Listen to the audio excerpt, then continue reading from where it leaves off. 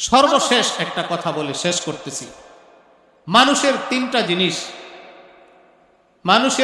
জিনিস, একটা হলো ধন সম্পদ, 2 নম্বর হলো আত্মীয় স্বজন, 3 নম্বর হলো নেক আমল।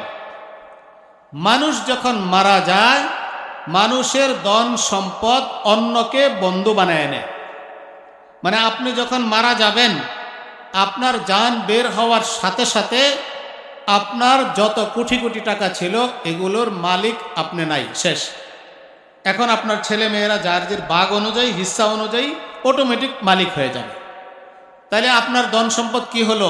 আপনাকে ছেড়ে দিয়ে অন্যকে বন্ধু বানায় নিল, অন্যকে দুস্থ বানায় নিল, আপনাকে ছেড়ে দিল। আর আপনার দ্বিতীয় যে আত্মীয় স্বজন আছে, ছেলে মেয়ে ভাই বারাদর, এরা একটু কান্না করতে করতে কবরস্থান পর্যন্ত যাবে। এরপরে